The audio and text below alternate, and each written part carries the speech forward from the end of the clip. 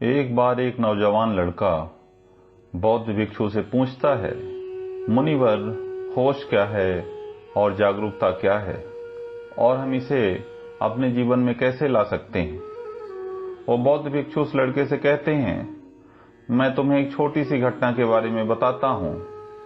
एक बार बुद्ध अपने सैकड़ों भिक्षुओं को प्रवचन दे रहे थे और बुद्ध के सभी भिक्षु बुद्ध को बड़े ध्यान से सुन रहे थे।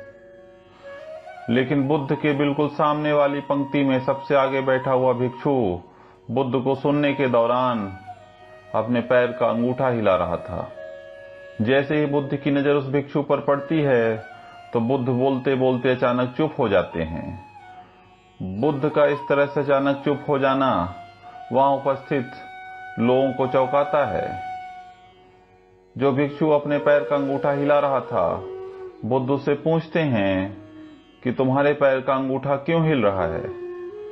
जैसे ही वह भिक्षु बुद्ध के इन शब्दों को सुनता है, वह भिक्षु अपने पैर का अंगूठा हिलाना बंद कर देता है और बुद्ध से कहता है कि बुद्ध, आपके शब्द और समय ये दोनों ही कीमती हैं, इसीलिए आप इस तरह की छोटी बातों पर ध्यान मत दीजिए।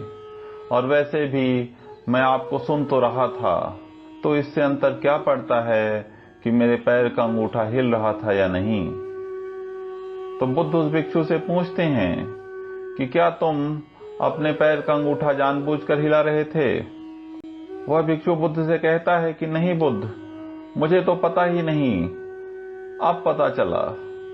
बुद्ध कहते हैं कि फिर यह छोटी बात नहीं है, क्योंकि अगर तुम्हारे पैर का अंगूठा तुम्हारे बिना मर्जी के हिल सकता है, तो तुम्हारा मन भी तुमसे बिना तुम्हारी मर्जी के कुछ भी करवा सकता है।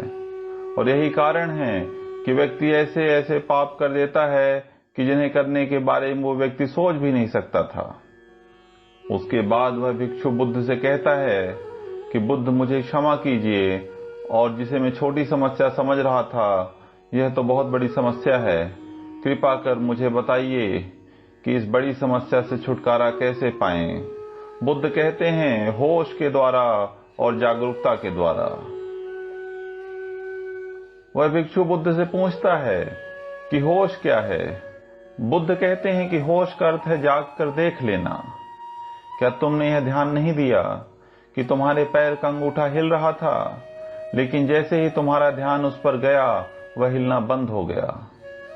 पूरे दिन में जब भी याद आए, खुद को जागरूकता के साथ देखो कि तुम क्या कर रहे हो और क्यों कर रहे हो। पूरे दिन में जब भी याद आए, खुद को जागरूकता के साथ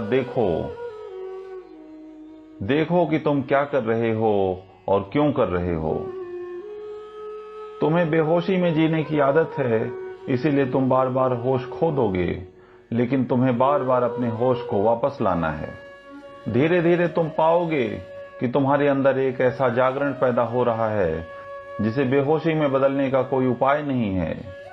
उसके बाद वह बौद्ध भिक्षु उस नौजवान से पूछते हैं कि तुम इस घटना से क्या समझे। वह नौजवान लड़का कहता है कि होश का अर्थ है खुद को देखना। अगर हम लगातार जागरूक रहने का प्रयास करते हैं, तो हमारे अंदर एक ऐसा जागरण पैदा होगा जिसे बेहोशी में बदलने का कोई तरीका नहीं है।